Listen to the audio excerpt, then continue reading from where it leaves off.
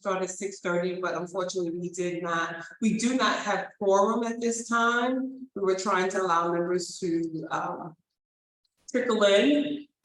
So unfortunately, though we have an agenda that we were supposed to put forth, we will not be able to do that. We were supposed to conduct our elections as well as approve some minutes and do a few other things. But unfortunately, because we do not have quorum, we will have to put our election off into our next meeting, which is August 17th. But we will open the floor for the public if they have questions. We will also talk about a few different issues that have other people from the public have brought to us, and we will share whatever information with the hope that the person from the Department of Education will take notice to come back with answers for us at the end of the month. Then we have roll call. What is it?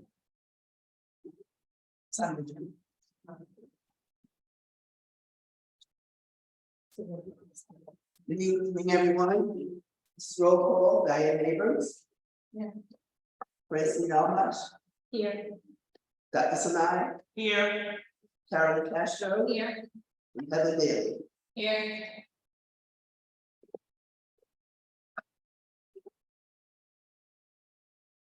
This is where we have a forum this evening.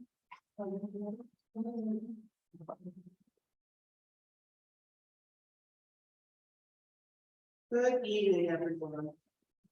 Can we have a time, people? I will be the timekeeper. Thank you.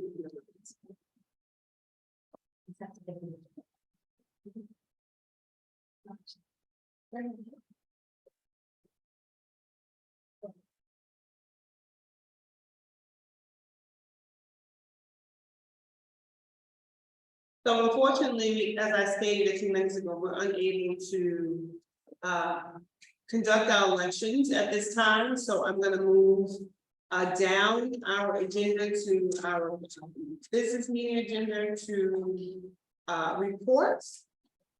I actually will start with members' reports and I'll do my report. Do anyone have anything they would like to report on? So last week, this is Francine.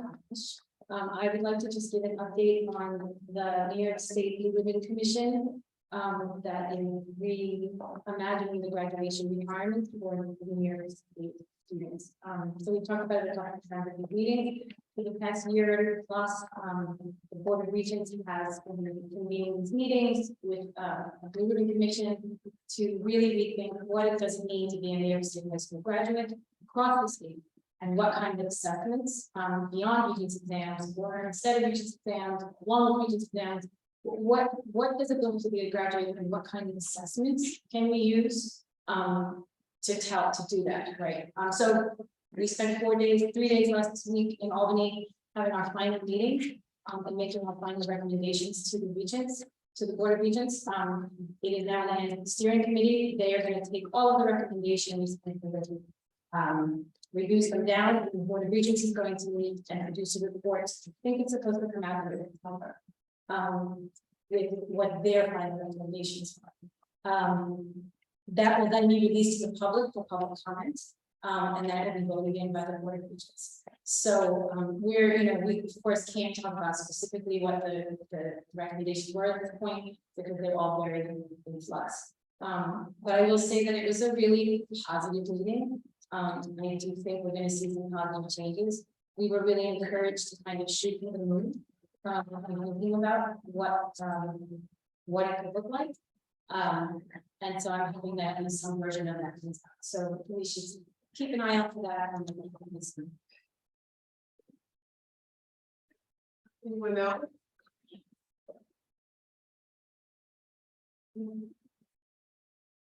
Hi, Heather Daly. I just have a couple of things.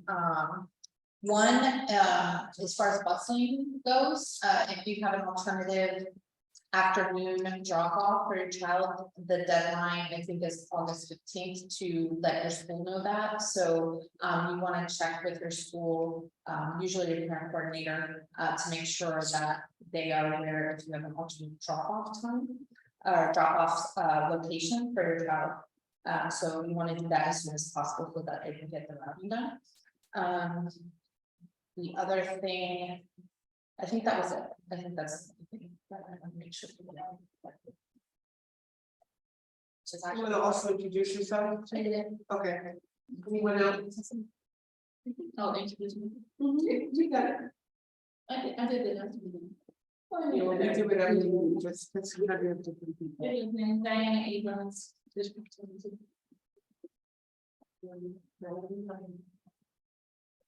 Good evening, everyone. Karen Passion, District 4.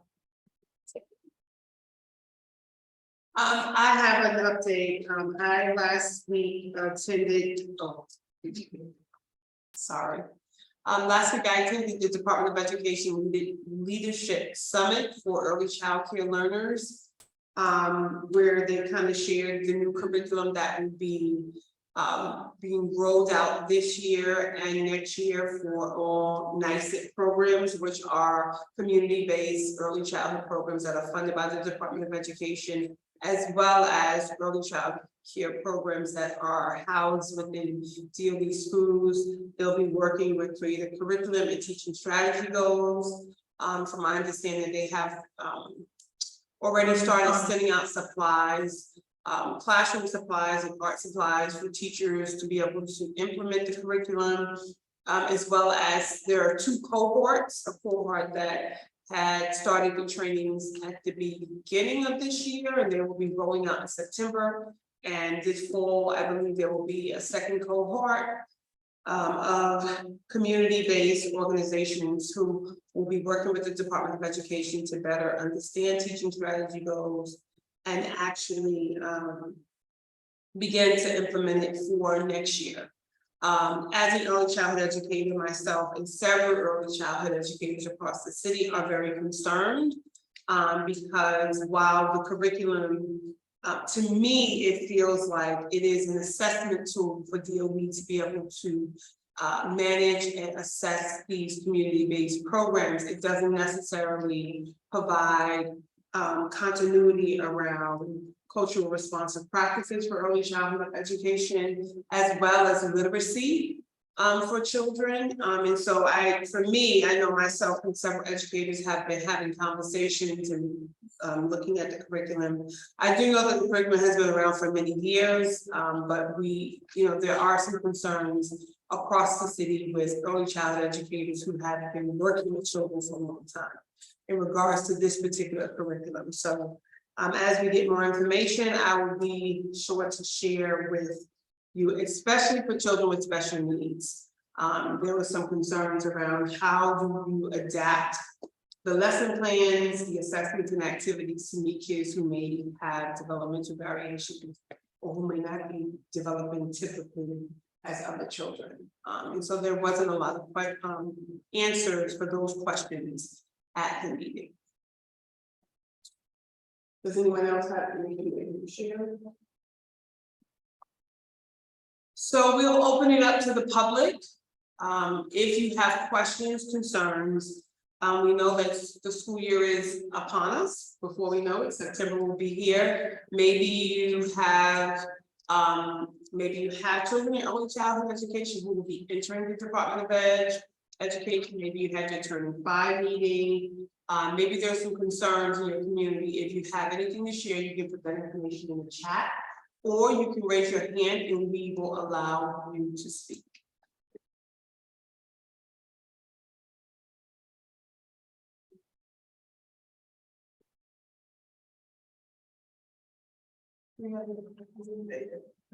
I see. Oh, okay. Okay, you can unmute yourself. Good evening, everyone. Thank you for allowing us to be in this space, even hybrid, and apologize I could not be there with you guys in person Just this 1 second, evening. baby, we can't hear you. Okay, Friday. Should I try again? Is this better?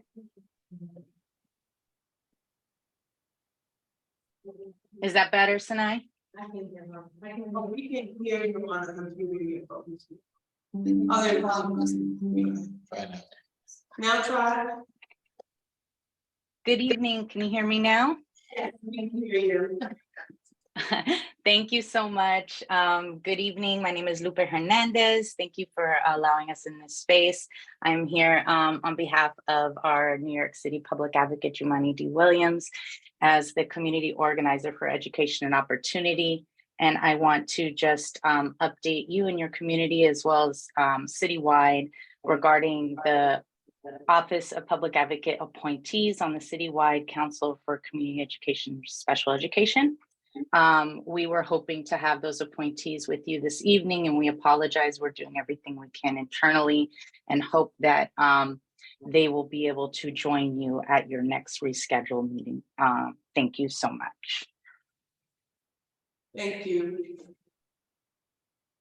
Anyone else?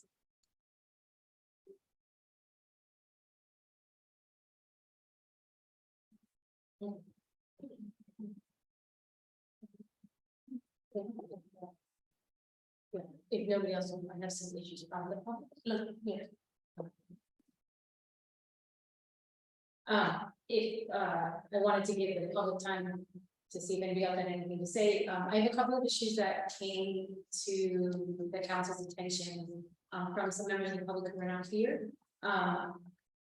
Some of them are around some of the busing. And so this is, I'm hoping that our DOE again will take this back to the DOE. So Rima Estierdo from District 8 and District 75. So she brought up two really troubling issues, one around busing, and one around parental replacement. The first was around busing. Her child needs a bus parent, and as people who have bus parents know, if the bus parent comes out, the child needs to stay home. She was told that she could use the rideshare option and take her child to school herself without the bus parent, and then was denied the rideshare and told that the rideshare is not meant to be used for a one-off bus parent absence. At a District 75 DLT meeting, multiple busing issues were coming up, not just for summer rising, but we have students at the high school level who are in SYEP, in have 12-month IEPs, who are also, I know 35 in Manhattan, those kids, they were being sent to the wrong site for a period of time, we get them to school at 10 o'clock, instead of 8 o'clock, and so it, to me, just represents a real culture that I have seen repeatedly, which is a lack of priority, particularly for our District 75 students, that somehow, if they get to school, it's okay, and if they don't get to school, it's okay. And that influences. So I really want to highlight that because every student has a right to show up to school on time every day. Yeah, let me say that I'll say the three issues and then I'll the second thing that Rima brought up was that she has a child who is continually being in her Nixa account taken out of the school she's placed in and being placed in the charter school. So this is troubling and also confusing. And I remember last year, I think it was at the CCSE, I think it was a grandmother who came to one of our meetings, who said this very thing was happening. And I feel like we were all maybe like a little incredulous about it because it seemed so strange.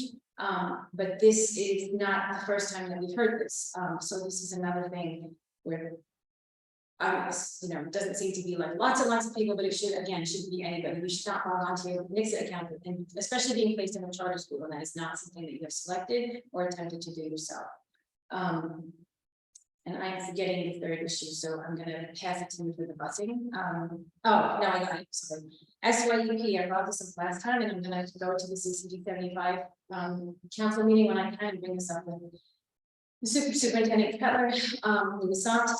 Because SYEP, again, the District 75 at the high school level, some students, so historically, and this is what happened last year, since students are on 12-month IEPs, many of those students do their SYEP at the site where they go to school. So their day is a mix of academic classes and quote unquote work. because they are in District 75, that is the choice they have to make, right? They are on 12-month IEPs. Last year, they got paid for the day, right, for whatever I think it's 5 hours. They don't even have a school day, they're getting paid for the 5 hours.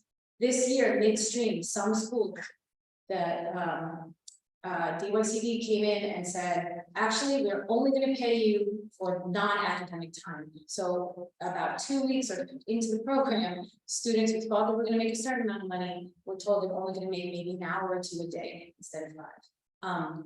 You can't change things midstream, that's one. 2, that is not across all schools, and I'm not saying that because I'm encouraging that to be the policy across all schools. District 75 students should get paid for their time. They shouldn't have to choose between work and their 12-month IEP and their services, right? And I want to just add that SYEP in that manner, even though it may seem strange, like, oh, we're paying them for their academic time, they're taking electives. But for many of those students, that time in school and the quote unquote work time is really wrapped up into one. And I will give you an example, which is that my son, who was in District 75 high school, last year he did his SYEP at his school, and he both took his classes and then acted as an assistant in the music, right? Because he is interested in music, he wants to go to college for music. That experience in SYEP made him decide that he wants to not only go into music performance, but also go into music education. So isn't that the program doing what it's supposed to do for our District 75 students? So I'm appalled actually, and I'm frustrated. And I'm especially angry that it happened midstream. So I'm gonna stop. I would like to say, I have a 15-year-old who had an IEP, and he's also for 7 years.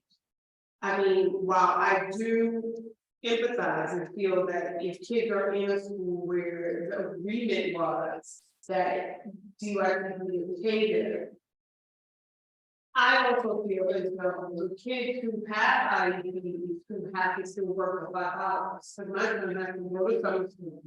You need summer school and then still work 5 hours, the 24 to 25 hours to the day.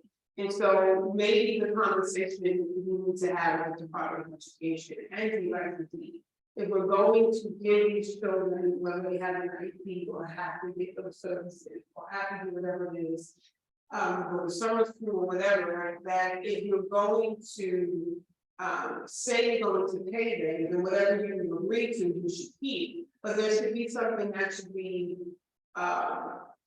equitable across the whole gamut of kids going to school, whether or not an IEP on the District 75 student or District student. If I'm in summer school, I'm still going to summer school and I still have to work 25 hours. And so they should, kids should not have to lose the funding or the money that they were anticipating because they have to get their services. No one should have to choose, but I do think that is an issue. I do know that some kids in my community who have summer school were concerned about that, but I know that there are sites that they are listed to kind of work with the nice students around making sure that they can use 25 hours. So now the question just becomes, maybe we can let us know what is the agreement and how and why is it not something that is happening across the city versus one school versus another school. Yeah, I'm just gonna respond because I understand what you're saying. The only thing is that I just want to emphasize that District 75 students across the board, they just don't have equal opportunities. They're not going to be taken out of their schools and sent to work sites the same way, because it's not summer school, right? They're not students who have to go to summer school. They have to go to school year round, right? They have a choice on it, but generally District 75 is year round. And so my fear with it is that when they get to do their work at their site, right, they oftentimes, I think, have better opportunities than the kinds of jobs that they would get sent to as District 75 students, District 75, yeah, high school students outside, because it's a lot of vocational versus professional training. And the flip side of it is, you know, last year when, for example, my son was a younger youth, we only made $750. He put in way more hours because he was at his site than he actually, he really probably made $2 an hour when we came down to it.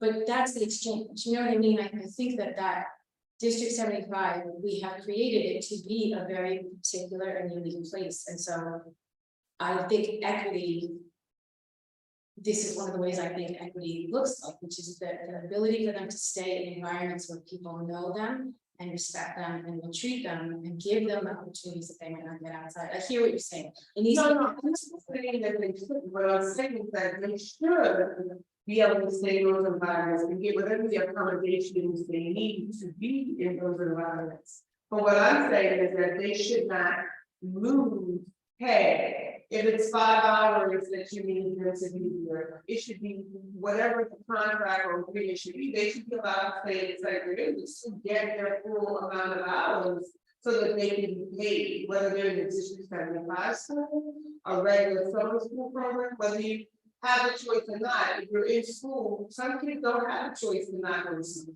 right? But where the kids are, whatever the pay is, it should be given to children if that is what the agreement is, whether it's 3, 5 hours or 25 hours a week. That's what I'm saying. Yeah, I think I understand. And I agree.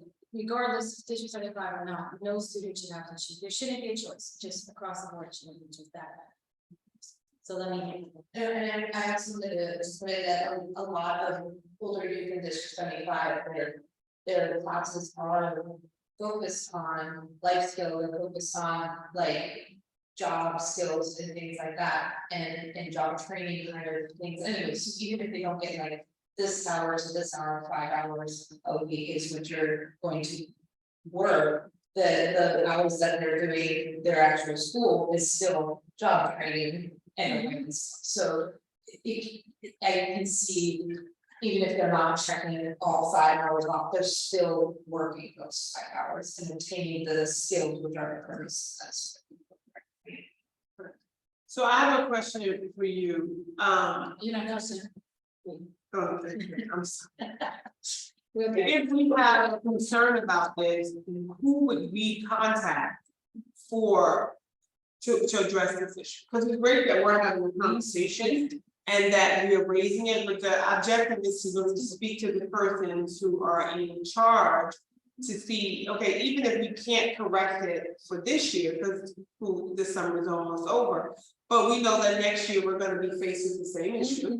We're going to have young people who want to work and who also want the experience, but also deserve to be paid for it. So is there a way that we can cultivate a conversation to advocate for children in the future, because we recognize that the summer is almost over. So great question, I'm gonna give this one, such a big one. So the, that's one, definitely machine. I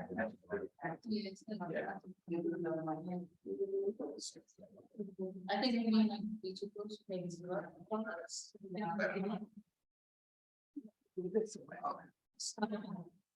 So the commissioner, that's why we be in the debt review. Was here earlier in the summer to talk about SYP. And that was in conjunction with base. What I think what we can do is, I agree, it's too late in the game changing anything this year, but I think this conversation we could do an unpack with them about what this is the present items. So I think what we can do is tomorrow, we can reach out to the new liaison for the CCSE, and then also be, which is one of the directors for base, and request sometime on a calendar for the CCSE, or invite the commissioner to come back. At one of your meetings. We know that you have an annual meeting, and then it's one or a calendar meeting that is, I think, generally kind of through September, the first calendar meeting, so we put 7 on the CCSE ones, we don't have anything. No, our September meeting is just one meeting in September, then one meeting, special education. Okay, so that'll probably be long, maybe we'll shoot for October that. Yeah, we have a meeting. Okay, we can invite the commission to come or some presentation to talk, but I would say we wanna, for us, everybody just get all these things written down, and then I think that's invite her. Can we get somebody from the ICD to come to? Yeah, that's the commission. And can we encourage them to invite us to a meeting prior to the meeting so that we can have an initial conversation? Because my fear is, I don't want to bring in high level people to our meeting and then, because this often happens, we raise all these issues and then they say, Yeah, can you take that and think about it? And so I would like you, if they would think about inviting us to a preliminary meeting, maybe some members of CCFD, TTP 75. To lay out some of the red flags, and then we have a larger conversation. We already have some of the solutions in the works. Yeah, so can I make a suggestion? Can I make a suggestion? Maybe what we can do is put together the questions and concerns. Give it to them in a day, so that when they come, they'll come with the answers to questions or concerns that we've already raised, and then moving forward for new questions and families have concerns. That might be the better way, since it's August and we still have all September, and then hopefully it gets. That may work better. That's great, so we'll look at and I think the questions kind of already now, we can ask. Where we can get, all of those. With that. Any other concerns? Do you have any concerns? Yeah, I wanted to, I wanted to follow up on the busing issues as well. So busing for ASC programs has been very challenging. I personally been with groups where my child busing was just changed halfway through. And didn't accommodate the summer writing program anymore. We didn't have busing on Fridays. The route was the same, but times were completely different. And the feedback I was getting from the busing person at my school was that for some reason the ridership was like being reset every week. And that they would have to go back into the system and re-enter everybody's codes. To get their busing back on the right track every single week. So I don't know why that was, but it's causing a ton of problems for parents with ASD busing, especially for kids who had different pickup times for the noon or the 3 o'clock.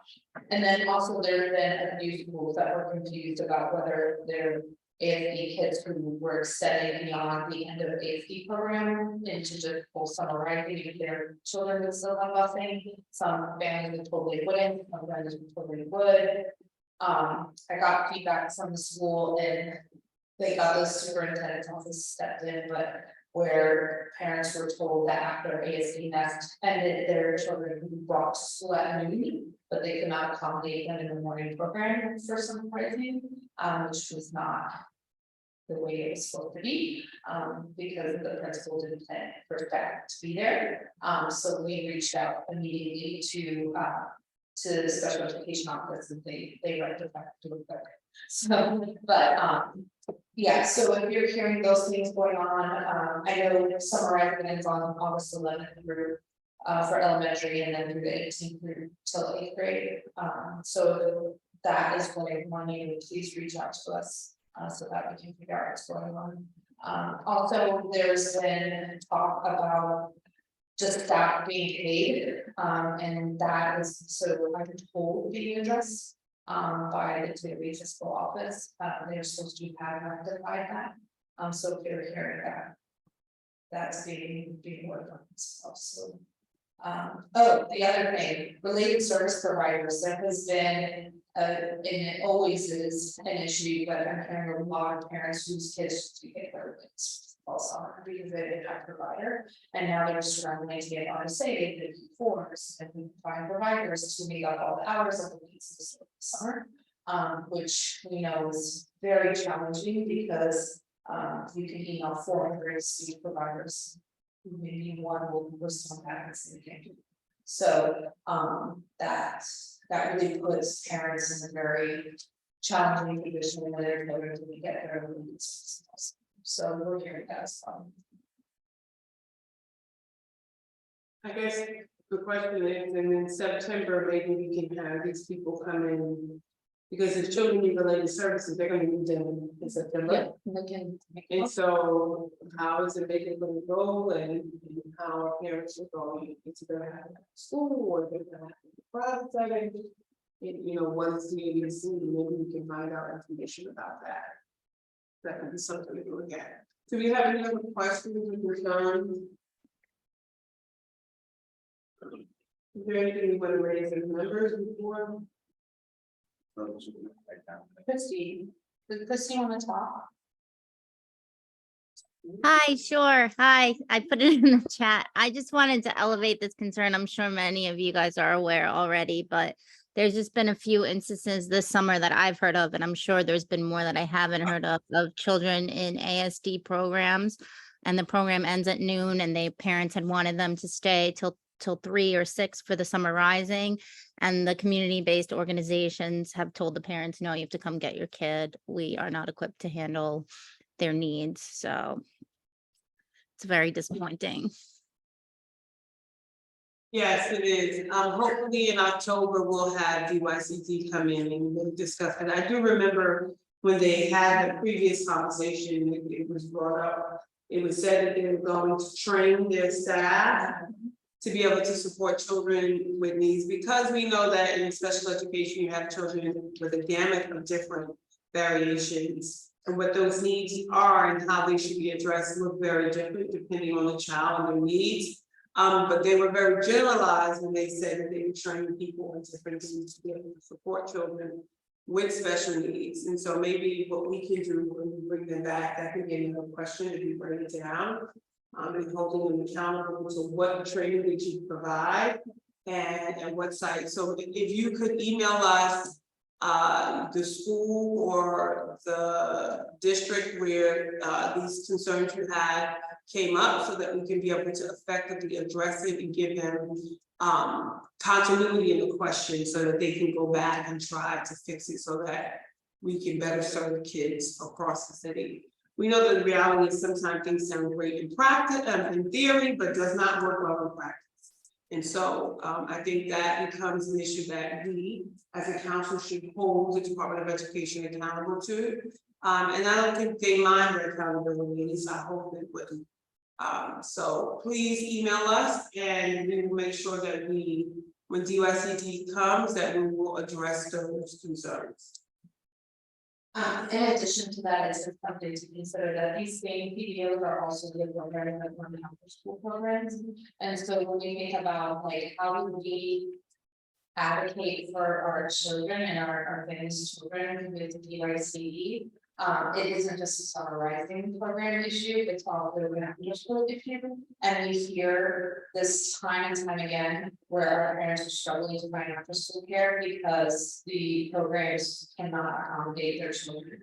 And so when we think about how we're going to advocate with the DYCE, we really need to really push that this affects children throughout the year. And they, I mean, I'm just gonna put it out there, I have an abysmal record of working with kids with disabilities, and they think they do a good job, which is disappointing. And I know we have allies in the office in the DYCE that really do see a need for improvement, but if everybody isn't on board, it's not going to happen. And I really think that it has to go back to even how they write their proposals.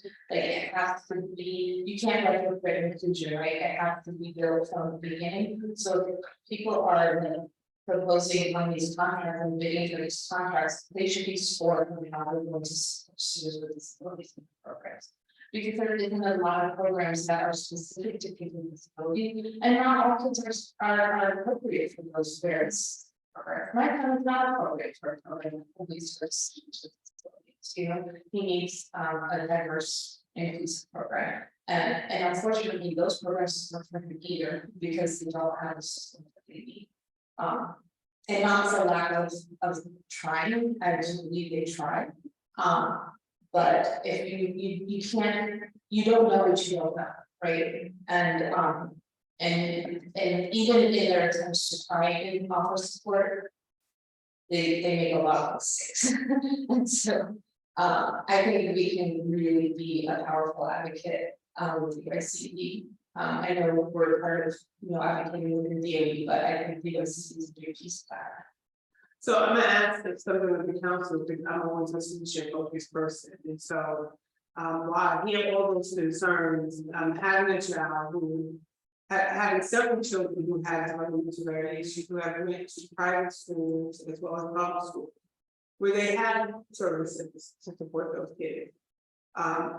I don't have an issue bringing questions or concerns to the Department of Education, but I also want to bring solutions, because it is clear by listening that over the years, they have not, the refugee have not found a solution on how they're going to serve our children. And though they come up with these great things in theory, we are constantly hearing that in practice is not happening. So maybe what we can do is probably reach out to some schools that really support children with special needs. They may be private or independent schools that have after-school programs, and find out how do you support them? What training do you give those after-school staff? Because I know that in some of those schools, the teachers that work in the day are not working with them. They are hiring outside people to come in to run after school, to be instructors, to do different things. And so maybe one or two of us can think about that, and so that when we pose the question to the Department of Education and the refugee, that we can also have some solutions where they can go find some support so that they can better support our kids. I mean, at the end of the day, the problems are great, and we need solutions that are going to really help our children be better. And I just always think, instead of waiting for them to come up with the solution, it's better us as parents to get the solution we would rather want our children. Yeah, I love that idea. I love it. And I'm thinking also that institutions and agencies that they often respond to quantitative data. And what happens is we give them anecdotal evidence. And so reading my mind. I'm thinking, yes, maybe it's time for a Heather survey. But also, you know, it was somebody reached out and asked about when we're going to start connecting with IEP reps. And so I'm thinking maybe we can each as council members connect with, decide how we're going to get the IEP reps up, and ask the IEP reps and CDC to begin reaching out to families and collecting information. Because I think what will help us in this is to be able to say, you know, we have this information that this amount of kids in District 20 were actually denied access after school or whatever it is. But to have some kind of, just like we brought some survey, we have some kind of quantitative measure and then combine it with what we're saying, a way for us to maybe I just wanted to add maybe can we get some quantitative data on and give them advice, and also can we get an understanding of those positions of the law? Sure. So we should know. So we know that and if they're not, then we can probably reach out to the I know Queensborough borough president appointees have been maybe there. And I just want to say, Christy, you know, as we're having this conversation, of course, my hope is that CCD 75 will also, if you find, you know, that we will do this together. And that, yes, we're going to start to reach out to the L Council so that we can really just broaden the conversation and because there are some issues that overlap and then also some that are just very specific. And so I'm hoping that we can sort of bring the councils together on this. So I'm also thinking, I'm sitting here, you know, unfortunately, because we don't have quorum, we can't really vote on any of these things. So it's driving me crazy, but what I think we can think about, with the five of us that are, that's here tonight, is that, you know, while waiting to get the information for these other individuals that we want to bring together, we can start thinking about planning a meeting. And doing some work, committee work, if we want to call it that, and we can do that. And then we still have to bring it to the overall council to approve whatever it is. But maybe for the month of November, the start of November, that we can probably have a planned day to meet with them and just have a meeting week. So we can just see who is actually in a position, and then kind of work from there. So maybe it could be in Zoom if we can't be in person. That's just an idea of thought.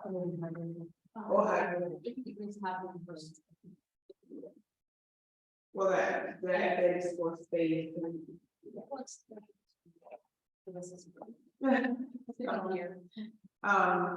But definitely I can see him I know people like to come to Harlem, but I can definitely ask them District 5. To see if one of my principals allow me to use their space for me, but I think we need to sort of move forward ahead. Even though it's 5 of us, the whole district will have our PA person, but we need to start thinking about it, and we can share it with those members when they come and make a decision collectively. But we know that it has to happen, and so we might as well think about it. So that we can have fun with our PA. Yeah, and just on how you guys, everyone, we have work vacancies and we're really looking to have those vacancies filled. So I'm hoping that members of our audience are interested or will have that information along in the line. We're gonna really like to have an knowledge for these work opportunities that are this population that we are so we are looking to represent, so I will have the long any questions, we notice the CCSE. Yeah, not have the better than the that's something that I want some measure. And we actually, excuse me, we actually have 2 vacancies on the council that we have to fill. We're still waiting for our public advocate appointees, which are 2. We have the CCHS rep And and the student member. yeah, it was for everybody. So there are 2 actual vacancies for the CCSE. There is one opening for the CCSE at the appointment to the CCHS, and there is the student application, and then as they announced, they are talking about finance probably the other 20 seats, and we will be getting that as Carolyn, can you just speak a little bit about the CCH rep is, because everybody, maybe the people on who don't know what that is. So let's see if it's for the right now for high school. And what we do is list if we appoint a person to be representative at the high school parent and high school for students in high school. Because the White House and special education primarily focuses on students between the ages and grades from K to 8. So we like to work with that. And then the student representative at the council is a member of the council, but they bring their desires and passions. We had a student active last year, and who will be doing a psychology in 3 days. And she is a really big sleep programs, really programs, so it's just students. I just want to get one for the but I think this is the thing we do concentrate on K through 12, definitely, but because of the governance set up, the city of High School is where the policies around high school happen. So it's definitely not that clear. But also, I'm sorry, Rose, did the CCHS application close already? The first round, we only received 1 applicant, so if we want to get more applications, then I'm actually sending out an email tomorrow morning for everything. Yeah. For all of the openings that we have. So we can have the Yes, it's gonna be you. Okay, so I just in case you didn't hear that, what Rose said is that the first round of applicants for the CCHS appointee closed, so we only received 1 application, so we're extending it in the hopes of getting more applications in. So please spread the word on all of those 2 vacancies on the CCSE, 1 for the appointee to CCHS and a student.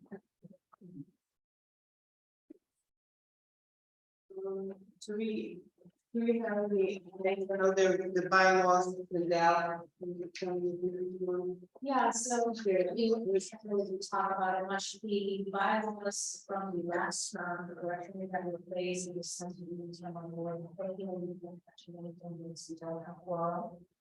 Once we have our elections, hopefully on the 17th, we can open up the communications again and start having meetings and pass the bylaws. Do we have any questions in the chat? Okay. Do anyone in the audience have any questions? If you just can please raise your hand now. I'll find the round of asking. Does the council have any last minute things they want to share or comments before we? I have one question else for our DOE rep. She set it up. Okay.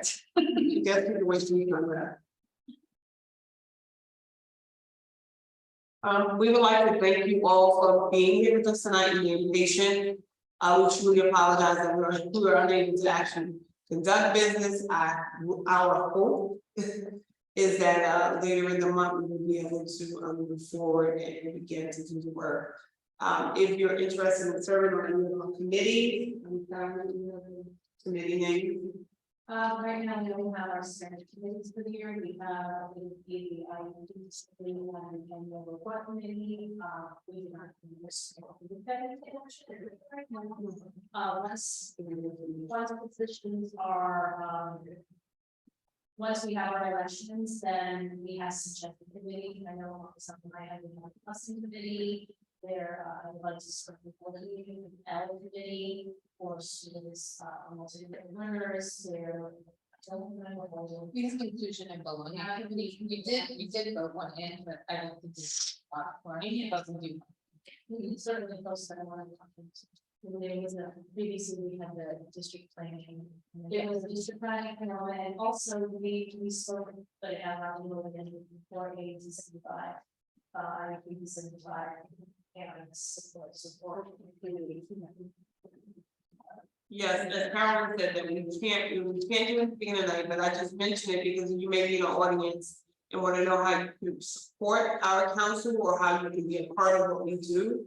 All minds and thoughts are important and we need as much support as we can get at the council. And so I just wanted to make sure that we share so that you will know that in upcoming weeks, if it's something that you think you're passionate about, one of the topics that I was just mentioned, please think about coming to join our committees and help us advocate for children with special needs and developmental variation. It is so important that we get the Department of Education to support our kids and give them what they need. So we thank you again for waiting.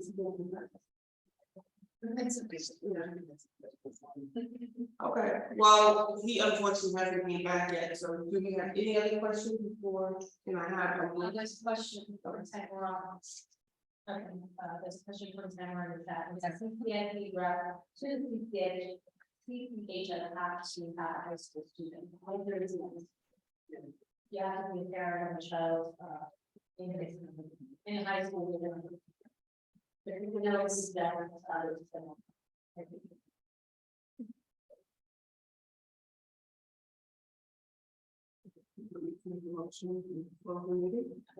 don't have any. No, but I have to go through. I make a motion to close the meeting. Well, we want to thank you all for coming tonight. We appreciate each of you. We thank you for giving information and sharing with us. We hope to see you on August 17th. At that time, we will have our annual election.